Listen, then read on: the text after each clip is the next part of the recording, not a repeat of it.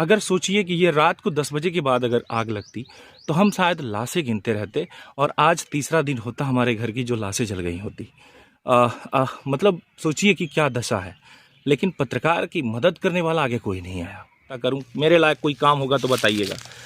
तो मेरे साथ आप खड़े हुए, मैं लगभग 3 दिनों में 1000 जनता मेरे पास आई। 1.5 लाख से ज़्यादा मेरे पास फॉलोवर हैं तरंग 24 न्यूज़ चैनल पर, लेकिन उनमें से बहुत सारे लोगों को शायद पता ही नहीं होगा। लेकिन 1000 जनता मेरे साथ आके खड़ी हुई। मैं पहले तो 1000 जनता को मैं दिल से धन्यवाद करता हूं कि वो मेरे घर पे आए, मेरा हाल चाल देखा, मेरे फैमिली से मिले, मेरे घर को देखा कि किस तरीके से जला है, क्या स्थितियाँ हैं। उनको मैं बहुत बहुत धन्यवाद ज्ञापित करता हूं कि स्कैनर दे दीजिए जिस पे पैसे डालने हैं, जो मदद आर्थिक रूप से मदद जो करना चाहता है मेरी, जिसने ये कहा था कि मोबाइल नंबर दे दीजिए, गूगल पे और सारी चीज़ें। तो मैं आपको बता रहा हूं कि बगल में जो इस टाइम पर आप देख रहे हैं यही मेरा स्कैनर है, जो गूगल पे या फ़ोन पे के माध्यम से आप इस स्कैनर पर आप पैसे डाल सकते हैं अगर मदद करना है तो। मैं आपसे मांग नहीं रहा हूँ, ये तय है। जो पूछ रहा था, जो कह रहा था कि मुझे दे दीजिए, मैं ये उसके लिए है कि अगर आप देना चाहते हैं, मेरी मदद करना चाहते हैं, ये चाहते हैं कि तिनके तिनके से ही घोंसला बनता है किसी का, और वही चीज़ें आज हैं कि आपके एक एक रुपए से ही या जो आपकी स्वेच्छा होगी उन पैसों से ही मेरा भी घोंसला बनेगा।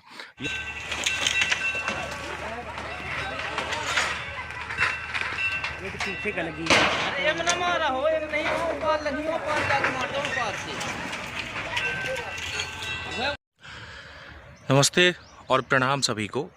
मेरा नाम रवि कुमार है और मैं पेशे से पत्रकार हूँ, जर्नलिस्ट।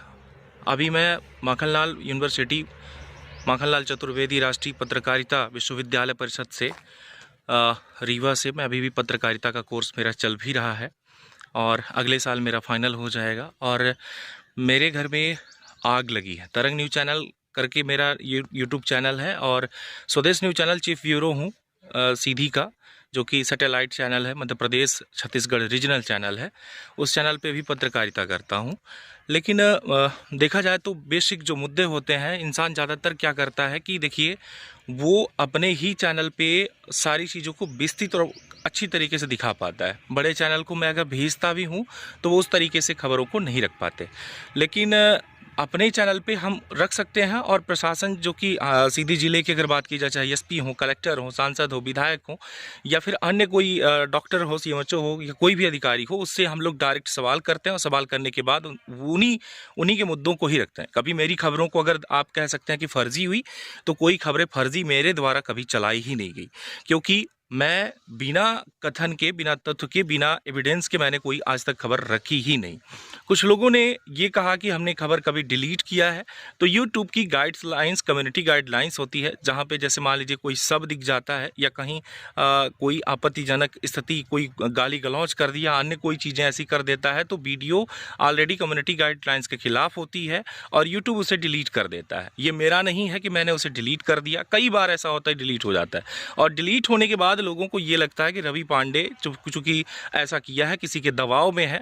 ये चीज़ें मेरे अंदर नहीं है और ना ही मैंने किसी को आज तक ब्लैकमेल किया।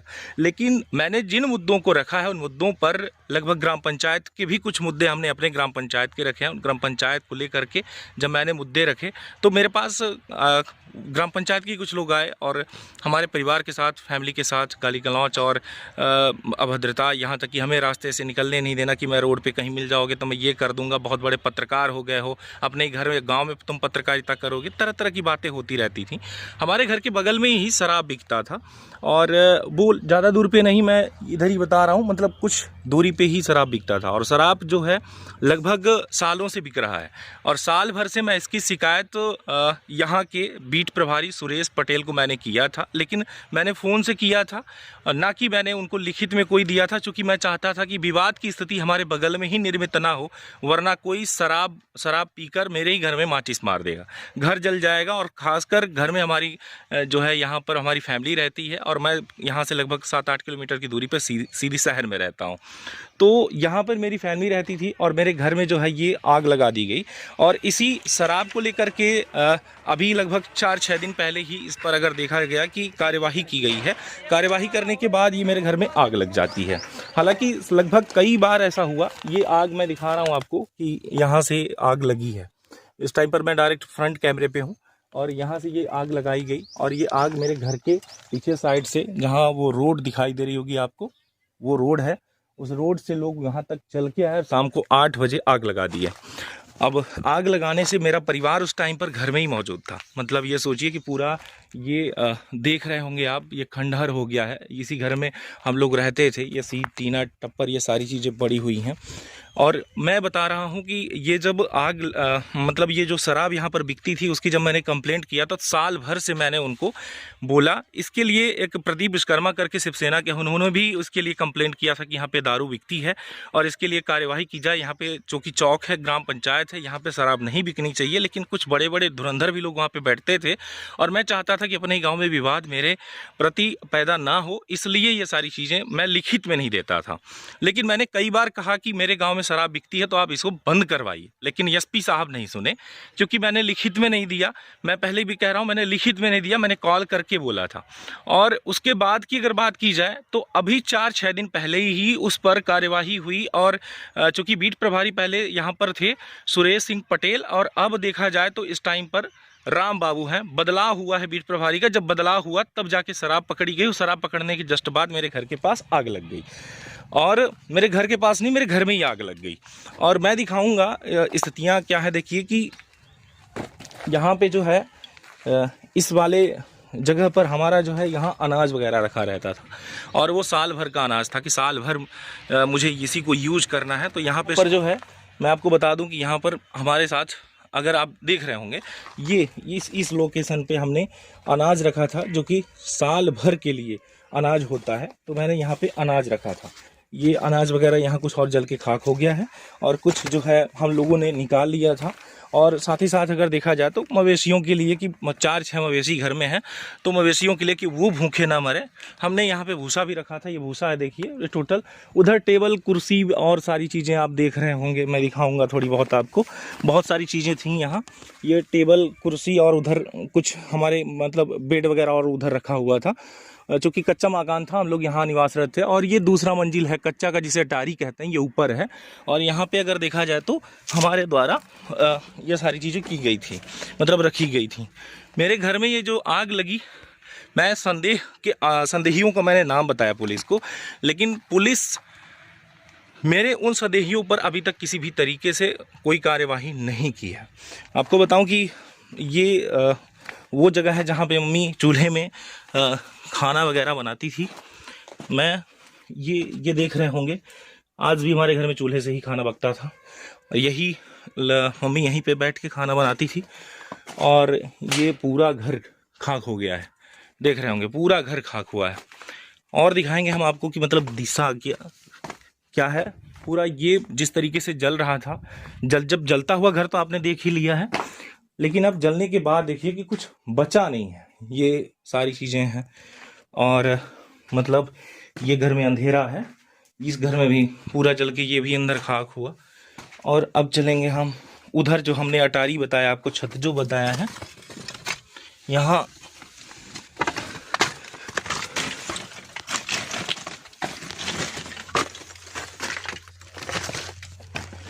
ये वो लोकेशन है। देखिए, ये पूरा हमारा जो है वो रूम है जिसे हम अटारी कह रहे हैं।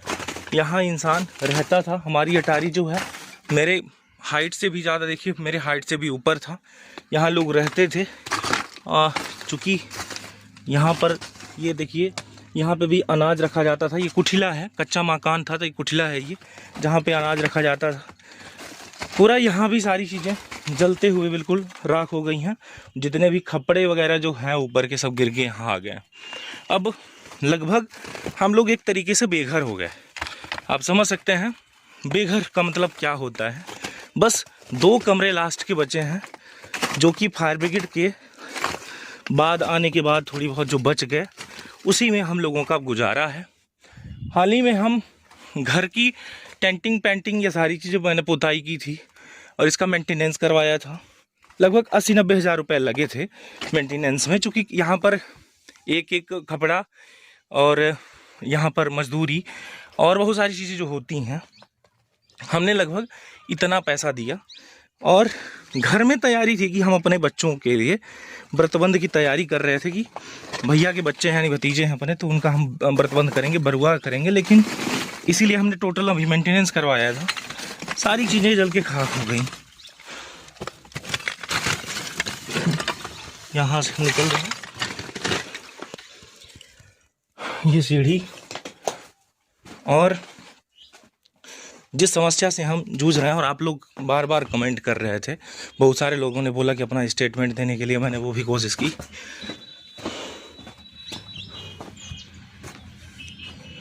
इधर देखिए, ये पूरा इधर का भी सब टूट के गिर गया है नीचे। अंदर से भी हम दिखाएंगे आपको। मतलब कुल मिला के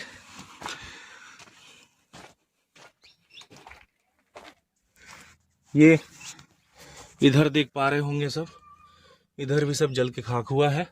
इधर हम लोग पानी डाल डाल के किसी तरीके से बचाए।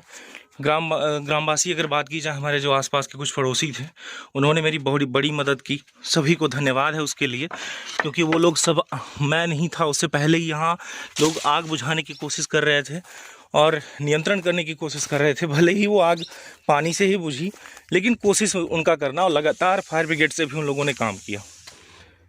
ये एरिया है हमारा पीछे का, घर का पीछे पिछला हिस्सा पूरा जल के खाक हो गया है। और अब मेरे पास कुछ बचा नहीं है। और हालांकि हमने ये भी देख लिया कि कोई शॉर्ट सर्किट का मामला अगर कोई कहता है, तो देखिए जहाँ पे आग लगी है उस एरिया में बिजली का कोई कनेक्शन ही नहीं था, और कनेक्शन ना होने की वजह से आग, हम ये नहीं कह सकते कि वहाँ से लगी है। और स्थितियाँ जो है कि चूल्हा वगैरह जो होता है, जहाँ किचन है हमारा, वो यहाँ है, ये इस एरिया में है, और यहाँ से वहाँ तक की दूरी काफ़ी है। तो मैं ये भी नहीं कहता कि यहाँ पे आग किसी इस चीज़ों से लगी। इसलिए मैं दावे से कह रहा हूँ कि 3-4 दिन पहले मुझे जो धमकी मिली थी कि मैं बुरा करोगे तो बुरा का नतीजा बुरा होगा, मतलब मैं उनके खिलाफ, अगर उनकी बुराई मैं कर रहा हूँ, उन्होंने जो गलत किया उसको अगर मैं दिखा रहा हूँ, तो उनके लिए तो बुरा ही है। तो उन्होंने कहा कि मैं नस्त नाबूद कर दूंगा। उसकी रिकॉर्डिंग मेरे पास है। लेकिन मेरा पूरा परिवार जो है वो डरा और सहमा हुआ है। डरा सहमा इसलिए है क्योंकि जो घर में औरत और पुरुष सब, पूरी फैमिली अगर मौजूद थी, और पूरी फैमिली के दौरान अगर ऐसा हुआ, तो सब डरे हुए हैं कि मतलब शायद ऐसी कोई स्थिति परिस्थिति हो जिससे मेरे परिवार को कुछ हो जाए, इसलिए सब डरे हुए हैं।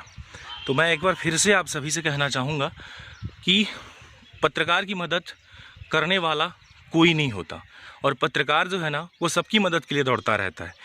मेरा कुछ देना नहीं है, मेरा काम है सिर्फ दिखा देना कि आपके यहाँ स्थिति परिस्थिति क्या है। अगर आपके साथ गलत हो रहा है तो उन बातों को मैं यहाँ से ऊपर तक पहुँचा सकूँ।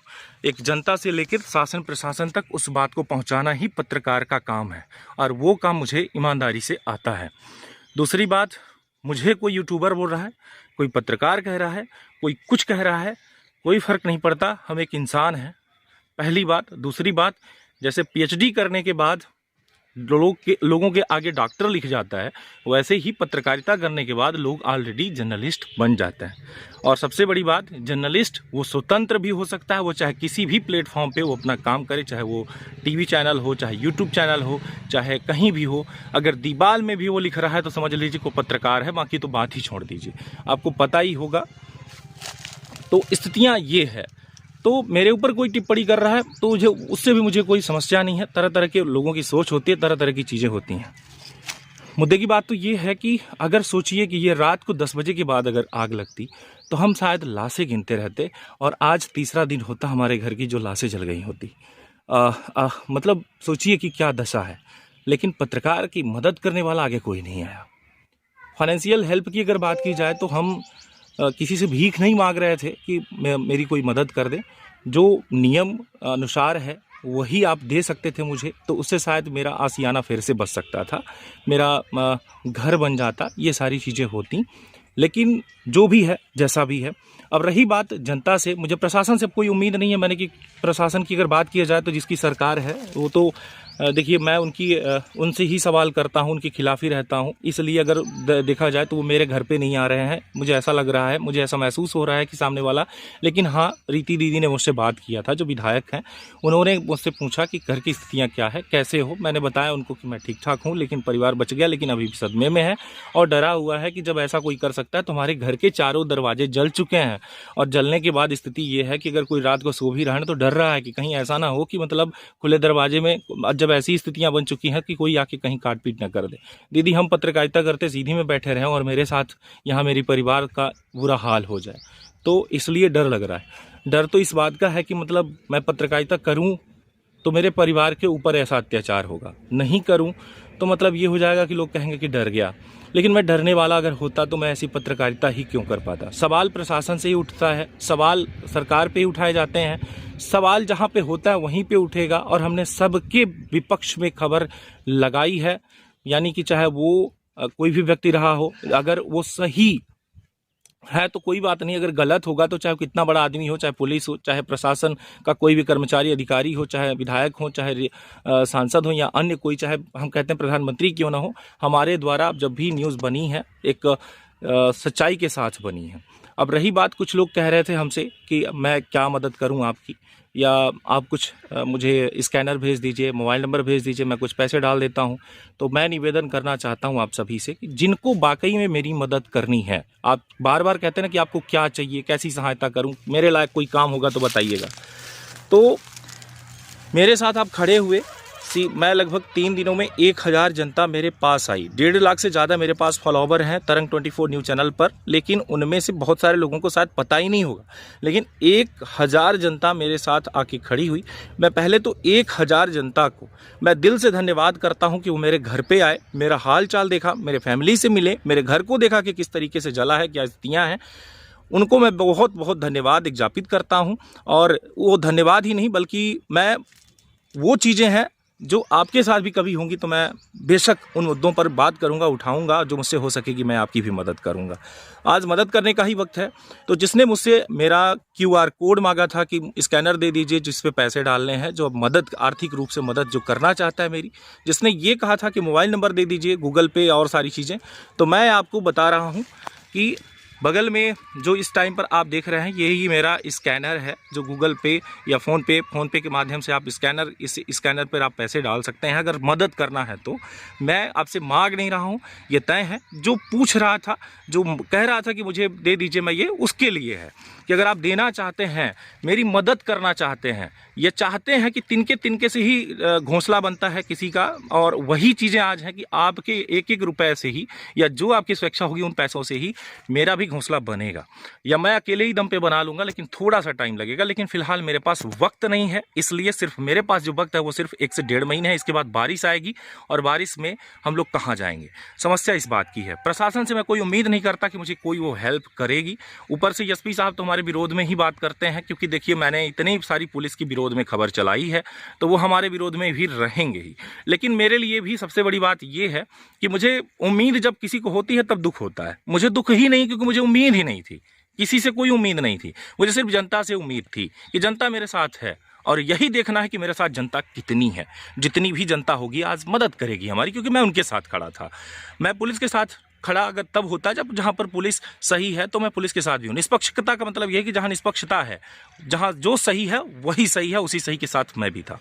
तो मेरा स्कैनर यही है जो आप देख रहे हैं। मेरा मोबाइल नंबर है 8878598878 887859 इस नंबर पे आप लोग मेरी मदद कर सकते हैं अपने स्वेच्छानुसार, चाहे वो 1 करोड़ की हो, चाहे 1 लाख की हो, चाहे 1 रुपए की हो, चाहे 1000 की हो। जो भी आप मदद करना चाहते हैं इस नंबर पे आप गूगल पे कर सकते हैं, स्कैनर से भी आप स्कैन करके डाल सकते हैं मेरे अकाउंट में पैसे, जो आप चाहें वो कर सकते हैं। और इस तिनके से मैं आशियाना बनाऊंगा और मैं दिखाऊंगा कि बिना प्रशासन की मदद से, बिना विधायक और सांसद की मदद से, बिना पुलिस की मदद से, जनता की मदद से मैंने क्या आशियाना बनाया है। आपकी इस मदद के चलते मेरा आशियाना फिर से बसेगा। और मैं आपके साथ फिर खड़ा रहूँगा और अभी भी हूँ।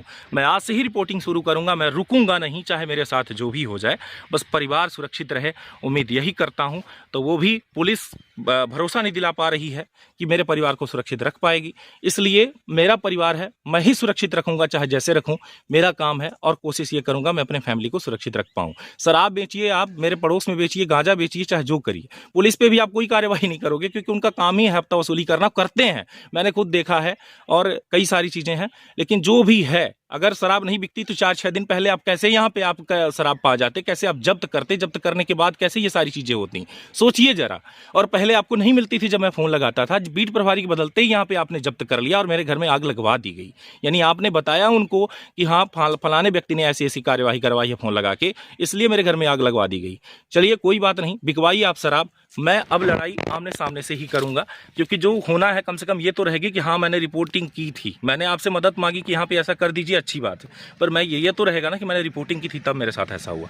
फिर मिलूंगा दोस्तों, लगातार मैंने आपको अपडेट किया था। बहुत बहुत धन्यवाद है। हमारे साथ इस टाइम पर कांग्रेस से बहुत सारे लोगों ने ट्वीट किया, जिसमें पूर्व मुख्यमंत्री कमलनाथ हो गए, और अभी जीतू पटवारी जी ने किया, उमंग संहार ने किया, सभी ने मेरे प्रति संवेदना जताई है। मदद तो अभी फाइनेंशियल तो किसी ने कुछ भी नहीं की है, कुछ लोगों ने लगभग डाल दिया है, जिनको कुछ रहा होगा उन्होंने शायद कुछ डाला है, मैंने देखा। लेकिन जो भी हुआ, अब मैं उम्मीद यही करता हूँ कि अब आप लोग हमारे साथ खड़े रहेंगे।